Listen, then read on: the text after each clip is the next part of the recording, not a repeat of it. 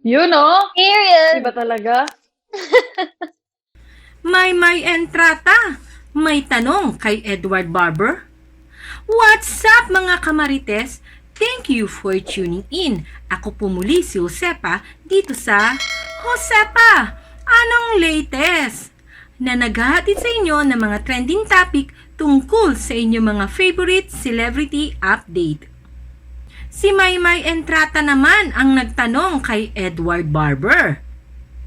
Yeah. Yun. Ito naman, Edward. From at Skyrocket35. Dear Dodong, naniniwala ka ba na offline is the new peace of mind? Talaga namang hindi na napigilan ni na Maymay Entrata at Andy Abaya na mapahanga sa maturity ni Edward Barber.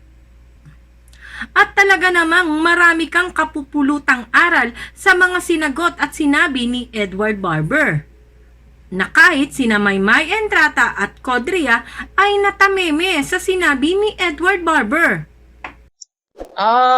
Siguro, I mean, personally, I believe yung peace, yung tunay na peace, hindi nahahanap sa tahimik or like sa tahimik na lugar. It's not just with peace is not the absence of struggle. That's something else. Yung peace nahahanap mo sa gitna ng struggle, sa gitna ng chaos. Mm-hmm. So, offline is offline, online is online. Either way, peace is there. You just have to find it. Yeah. Kitang-kita mo talaga kay Maymay Entrata kung gaano siya ka-proud kay Edward Barber. At tanging nasabi na lamang ni Maymay Entrata, yun no, iba talaga. Yun, oh. Period. Iba talaga. Guys, may bayad to per question, may TF ko. So, sige pa. Alright, there's another one, Edward. Don't worry. Okay.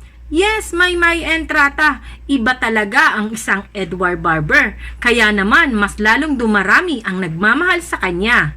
Na kahit marami kang nakikita at nababasang paninira tungkol kay Edward Barber, ay never mo siyang nakitaang pumatol o gumanti sa kanyang mga basher.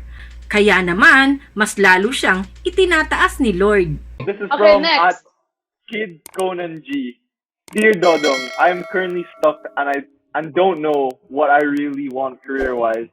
I want to start again and take another path, but I feel like I may have wasted what I went to school for. Any advice for this? Thanks. PS, same question ko. Okay. I think all of these questions I can answer in one word or one sentence. Sorry. Nothing is wasted. Nothing. I wasted so much time on different things, pero hindi sayang yung mga opportunity na yan.